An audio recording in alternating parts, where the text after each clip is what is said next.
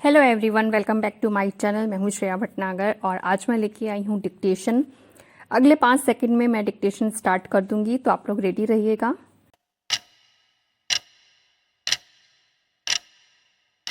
बांग्लादेश में 7 वर्षों बाद हुए चुनावों में शेख हसीना के नेतृत्व वाली अवामी लीग को मिली अप्रत्याशित सफलता इस देश के साथ साथ समस्त दक्षिण एशिया के लिए एक राहत भरी खबर है।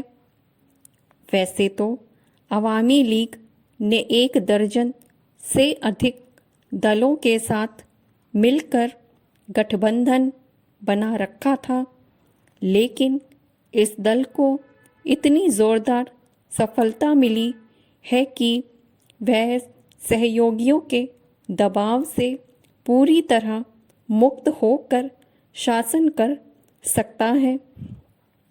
300 सदस्यीय संसद में अवामी लीग गठबंधन को करीब 250 सीटें मिलना इसका परिचायक है कि बांग्लादेश की जनता ने खालिदा जिया और उनके दल बांग्लादेश नेशनलिस्ट पार्टी को पूरी तरह नकार दिया। 4 दलों वाले उनके गठबंधन को 40 सीटें भी नहीं मिल सकी। इससे भी महत्वपूर्ण यह है कि इस गठबंधन में शामिल कट्टरपंथी दल जमीयत ए इस्लामी मात्र 2 सीटों पर सिमट गया। यह विशेष रूप से उल्लेखनीय है क्योंकि यह वह दल है जिस पर बांग्लादेश की स्वतंत्रता का विरोधी होने का कलंक तो है ही, मजहबी उन्माद भड़काने का संगीन आरोप भी है। बांग्लादेश में इस्लामी कट्टरता का प्रसार इस मजहबी दल के कारण ही हुआ है। पिछले कुछ समय से तो पाकिस्तान के बाद बांग्लादेश को जिहादियों के सबसे बड़े गढ़ के रूप में देखा जा रहा है। जमीयत ए इस्लामी की पराजय यह संकेत दे रही है कि बांग्लादेश की जनता मजहबी कट्टरता के खिलाफ उठ खड़ी हुई है। इस संदर्भ में इस तथ्य पर गौर करना चाहिए कि आम चुनाव में 70% से अधिक मतदाताओं ने भागीदारी की। यह भी महत्वपूर्ण है कि अंतर्राष्ट्रीय पर्यवेक्षक बांग्लादेश के इन चुनावों को कुल मिलाकर निष्पक्ष मान रहे हैं। बावजूद इसके यह कहना कठिन है कि बांग्लादेश नेशनलिस्ट पार्टी अपनी हार स्वीकार कर जिम्मेदार विपक्ष की भूमिका का निर्वाह करने के लिए तैयार होगी। यह शुभ संकेत नहीं कि इस पार्टी के नेताओं ने चुनावों में धांधली होने के आरोप उछालने शुरू कर दिए हैं।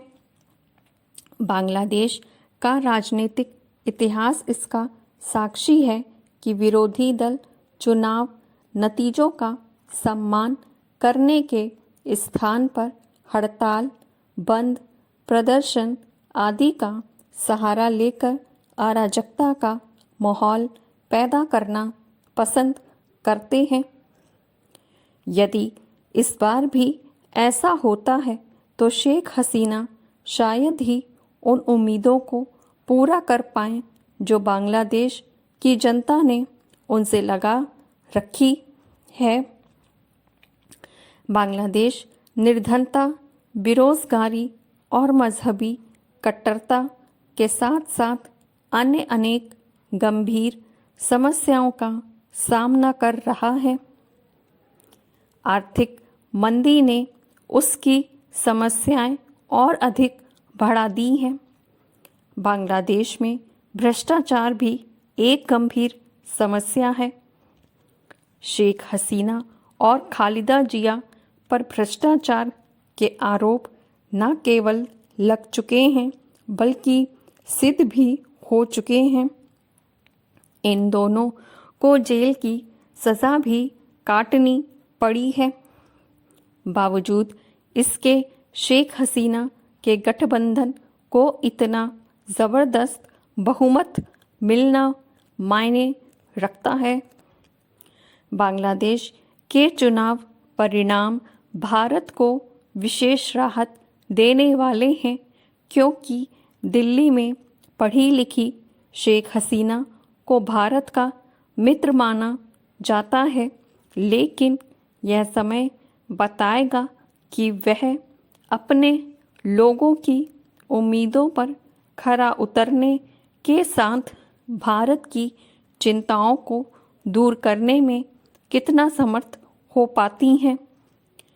यह बहुत कुछ उनकी सरकार के प्रति सैन्यतंत्र के रवैये पर निर्भर करेगा। यद्यपि बांग्लादेश में सेना की भूमिका पाकिस्तान जैसी नहीं, लेकिन वहाँ के शासक उसे नज़रअंदाज भी नहीं कर सकते। ये थी मेरी आज की डिक्टेशन। उम्मीद करती हूँ आप लोगों को लिखते बना होगा, स्पीड सही लगी होगी, शब्द क्लियर लगे होंगे, और पसंद आ रही हो तो प्लीज़ लाइक कर दिया करिए, शेयर करा करिए, और चैनल पे यूँ ही बने रहिए। और बस मैं आप लोगों से ये कहना चाहूँगी, मुझे ये नहीं समझ में आता है कि जैसे अभी मैं इधर एक एक दिन के गैप पे डाल रही थी तो व्यूज़ आ रहे थे, लेकिन अब जैसे ही मैंने रेगुलर शुरू कर दिया तो व्यूज़ बिल्कुल डाउन हो गए। अब मुझे आप लोग प्लीज़ मुझे कमेंट करके बताइए कि मैं क्या करूं। ऐसे में एक दिन का गैप लेके चलूं या फिर डेली डालूं, पर डेली डालती हूं तो व्यूज़ नहीं आते, तो मैं बिल्कुल कंफ्यूज हूँ। तो प्लीज़ अगर आप लोग मेरी ये लास्ट लाइन सुन रहे हैं तो प्लीज़ मुझे कमेंट करके बताइए कि मैं क्या करूँ, एक दिन का गैप ही रखूँ या रेगुलर करूँ। जैसा ज़्यादा आप लोग बोलेंगे वैसा मैं करूँगी। बस इतना ही कहूँगी, वीडियो में बने रहिएगा। और इसकी जो नेक्स्ट टॉपिक है वो है एकता के बिखरते सूत्र। ठीक है, अभी इसकी मैं फ़ोटो लगा दूँगी, ये पूरा ही मैं बोलूँगी। ठीक है, इसमें कोई आधा अधूरा नहीं बोलूँगी, जितना इस पेज पे मैटर है मैं पूरा बोलूँगी शुरू से एंड तक का। तो पूरे पेज की मैं फ़ोटो लगा दूँगी, और बस चैनल पे यूँ ही बने रहिए, और जो मैंने पूछा है उसका जवाब दे दीजिएगा मुझे कमेंट के ज़रिए।